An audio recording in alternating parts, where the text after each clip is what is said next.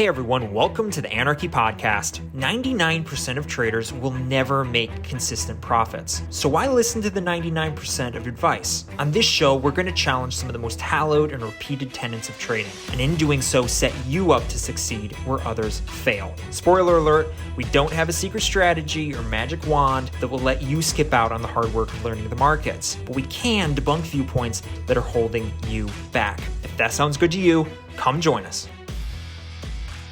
Hello and welcome to the Anarchy Trading Podcast. Today we have a mathematical subject to discuss. And when I talk about mathematics, don't worry, don't glaze over. It's not that complicated. But essentially, we pretty much live our whole lives in probability, right? I mean, there is a probability that we could be in a car accident, right? But it's lower, or at least low enough that we don't usually worry about it. There's a probability that we slip in the shower. Again, as long as you're not a super old person or have a disability or only have one leg or just have a bunch of soap on the floor, you're probably not going to slip in the shower.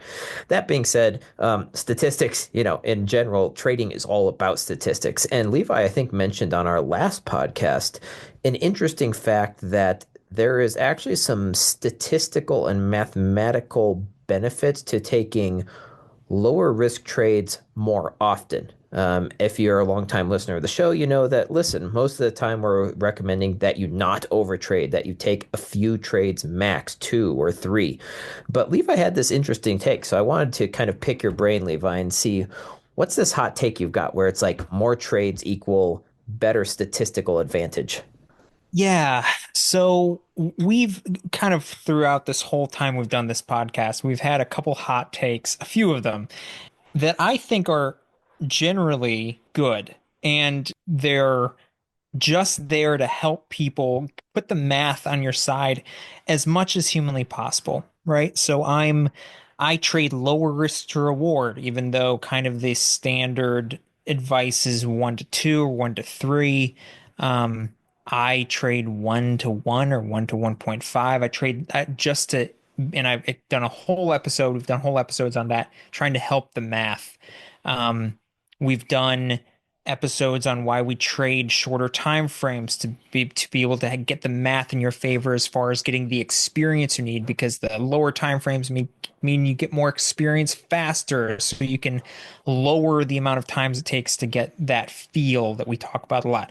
We talk a ton about this, and there's one subject that we haven't talked about, and if we have talked about it, we've talked about it coming from the other direction, right? Over trading. By the way, I apologize if you hear cars or dogs in the background. I'm in Hawaii right now, and there's no AC in pretty much any of these buildings, so we have the windows open. You're probably going to hear dogs in the background, and I apologize. So anyway, we mentioned this last time, 2 times ago briefly, and we said we'd do a whole episode on it. So here it is, right? The established take, and it's not, and there's good reason for this take, is that overtrading is a huge problem for new traders. It is, okay? The reason overtrading is a problem is because when you're new and you're a beginner, you don't know what a good trade is, right? It's just really hard to separate, hey, is this a good trade? Is this a bad trade? And so the tendency as a new trader is to just take a ton of trades because you can't tell the difference.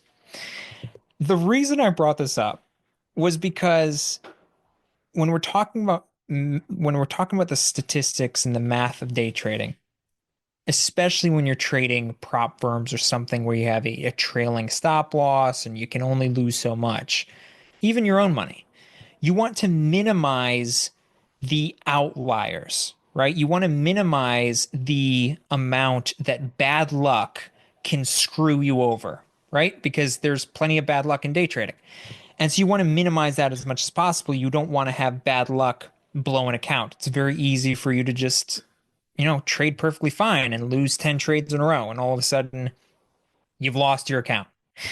And so when talking about this, and I've done a lot of thinking about this, and we've had conversation about this, the way to minimize that so you don't, losing 10 trades doesn't blow your account, is to simply risk less, trade more, take more trades, lower risk, and this just mathematically will smooth out that profit loss curve and mean you it's much less likely to blow your account, or at least blow it quickly.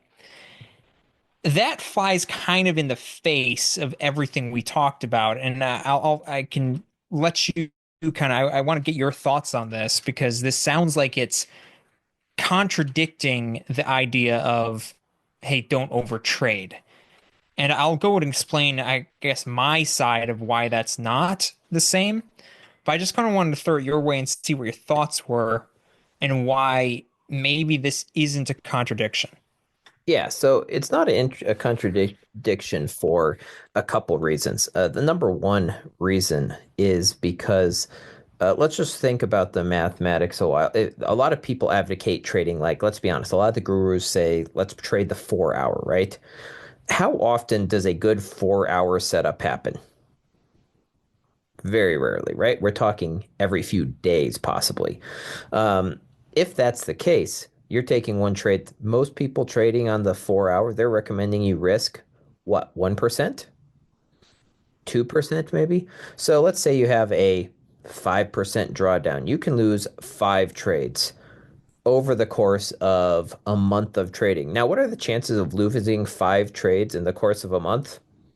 Five in a row? It's not that big. Like the chance of losing five trades in a row is, I think we've done the math. It's not, it's going to happen within a year of trading, or a year of taking trades, within the 100 trades or so. Um, Compare that to, let's say you can take 8 trades, 6 trades in a day, but instead of risking 1%, you're risking 0.25, so a quarter of a percent. But you're taking 6, 7 trades in a day, or maybe let's even be conservative, 5 trades in a day. Well, the chances of you losing, what is that, 4 times 5? So like 20 trades in a row, it's mathematically almost impossible. Levi has shown that it is possible, but I've done it. mathematically, it's relatively impossible. Which one would you prefer? The one where you're getting into more reps and have a way lower chance of blowing your account, or the one where you're barely getting to practice because you never get to take a trade, and if you lose 4 or 5 trades, you're done? Well, mathematically speaking, I'd love my chances of being able to take 20 trades in a row. Yeah, and again, like, if you want to, if you want to get, if you flip a coin 5 times, right, the chances of you getting an uneven number is, well, 5 times. Let me pick an even number. If you flip a coin 10 times, the chances of you getting outliers of like 6-4, 7-3, reasonably high, right? If you flip a coin 1,000 times, you're going to be very, very close to essentially exactly 50-50.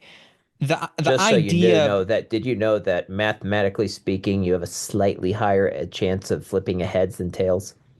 I did not know that. So just the weight.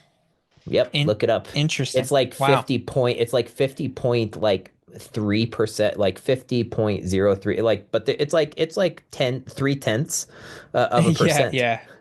Interesting. So it's actually reasonably significant if you flip along. Okay, well, in a perfect world, perfect coin, right? Fair coin. A It's going to flat coin, essentially, a flat coin. yeah, yeah, a flat coin. It's going to eventually settle pretty much exactly on 50-50. And so that's the idea behind this, right? You maximize, like you said, maximize one your practice time, and also minimize the amount one trade can screw you over, right? If you're risking 1%, you are, that you stand to lose 1% of your account if that one trade goes bad. While if you trade with a much lower risk but just higher reps, you minimize the amount one can screw you over. You're essentially spreading out. You're not putting all your eggs in one basket. Now, to get to the obvious elephant in the room, how does this apply to over trading, right? Because over trading is actually a reasonably big problem with beginners, like I said at the beginning. Um, when you're a beginner, you can't tell the difference between good and bad trades. I just mentioned that. The way to figure out what's a good and bad trade is to take a lot of trades. This is why, again, like you mentioned, we tell people to trade on the 1 minute or less. Yes, it's harder psychologically, much harder, but it gets your reps in much faster, and so you can speed up your process. And so you're going to overtrade at the beginning. Definitely, it's going to happen. My advice to a real beginner is to not fight that too much. It's okay. You're going to overtrade because you don't know what's good or what's bad. As you trade more and more, that those numbers will come down by themselves because you're going to start noticing, hey, this is a good trade, hey, this isn't a good trade, and you're just going to start, it's going to naturally come down. Right now I trade just an hour or two, and I'll take, 4 trades, right? Um, there's people who take way more trades than that, and people who take way less than that. And my advice here is to, if you're going to err on the side of a trading style that trades lower risk, more reps. It both gets you there faster and it just lowers the risk one trade takes.